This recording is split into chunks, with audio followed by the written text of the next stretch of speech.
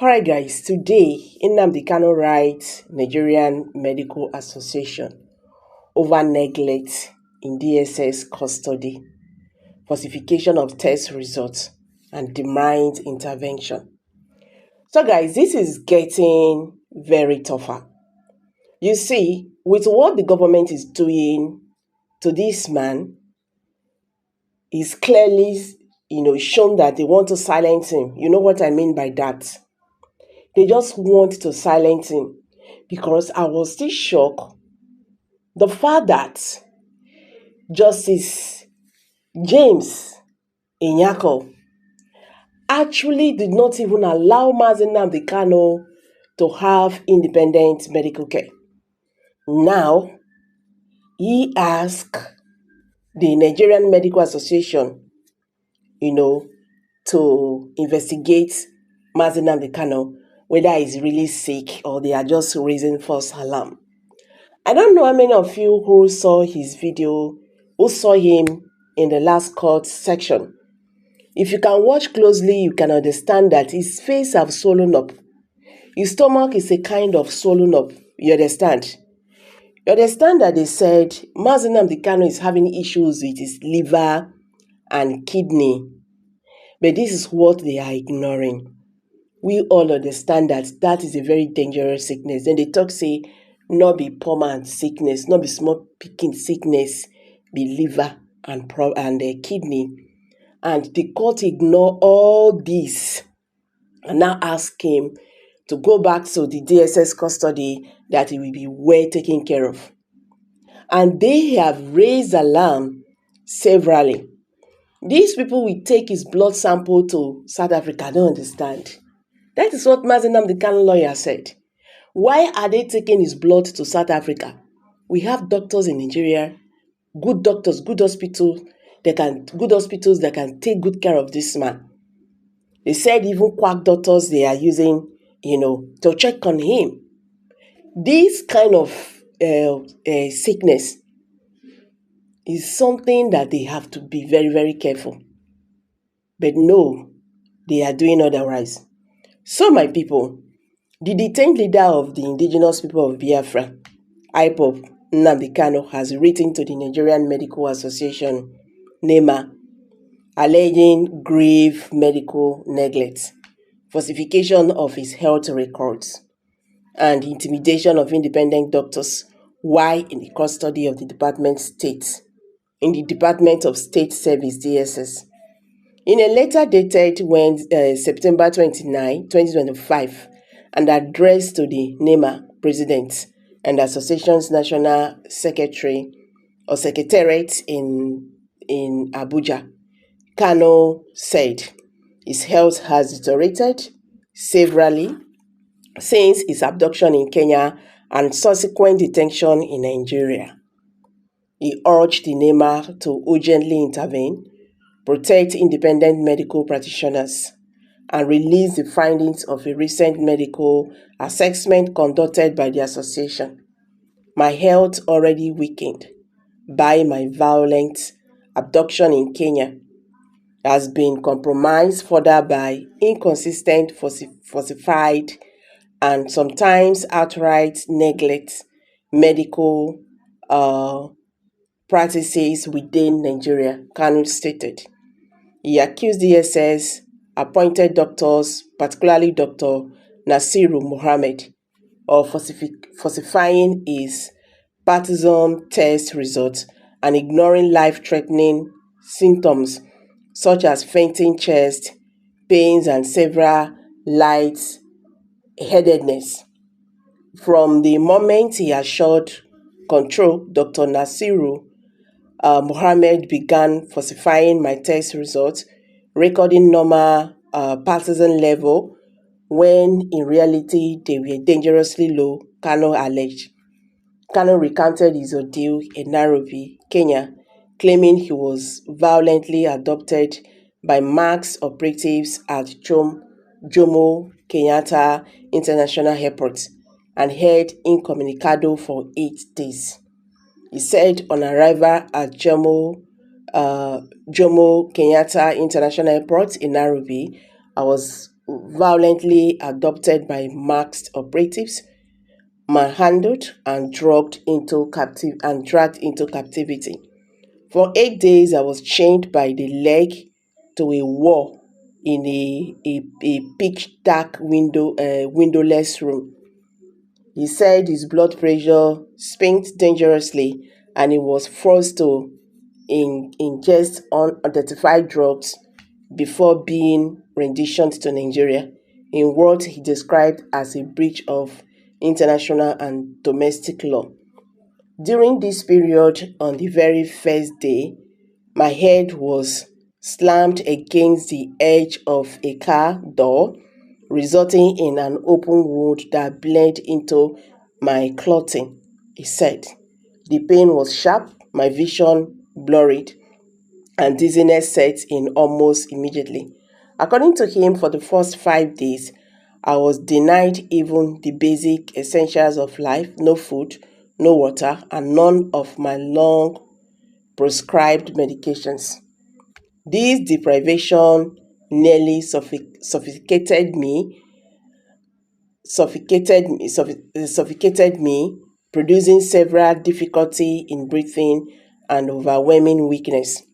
Kanu said that on the fifth day, when his body began to fail, a doctor was summoned and his blood pressure was found to be dangerously high, and he was given a 50 uh, millimeter dose of um, amlodipine along with a strange red wine colored liquid. He said soon after, a cardiologist performed an ECG examination, but his results were never disclosed to me. I was treated as an object, not as a patient, with strict instructions issued to the doctors not to explain or uh, converse. From the evening of the fifth day until my first rendition on the 8th, I was compelled to ingest 40 milligram of amlodipine daily, an unidentified white tablet, and an unmarked gel-like substances.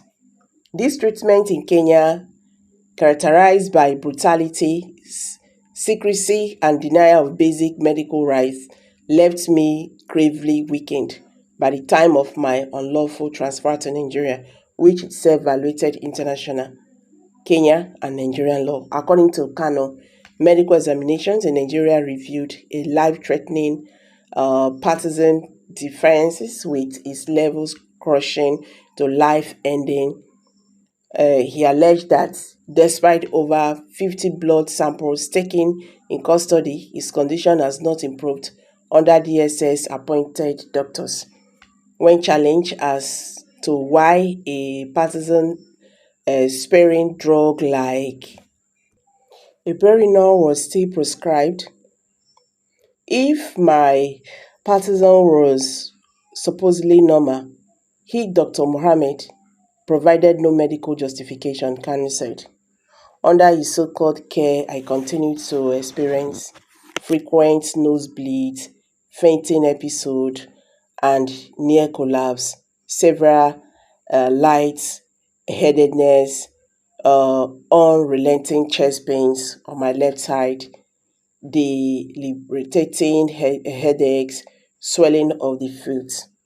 Over 50 blood samples have been taken during my time in DSS custody, but these have yielded no improvements in my health under the management of DSS appointed doctors. He credited Emeritus Professor Martin Ajayi with saving his life, noting that under Ajayi's care, his partisan levels improved modestly and many of his debilitating symptoms eased. However, Kanu claimed that the DSS has subjected Ajayi to the same pattern of intimidation used against my longtime physician, Dr. Sinfen. Among his most serious complaint, Kanu highlighted the impact of untreated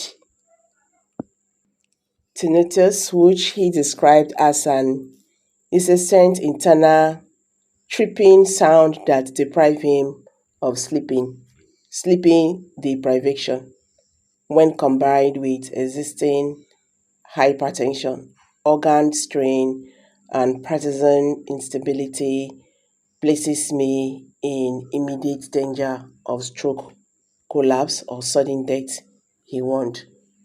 So Kanu disclosed that on September 22nd, 2025, a SNEMA medical team, acted on the orders of the Attorney General of the Federation, conducted an independent assessment in DSS custody.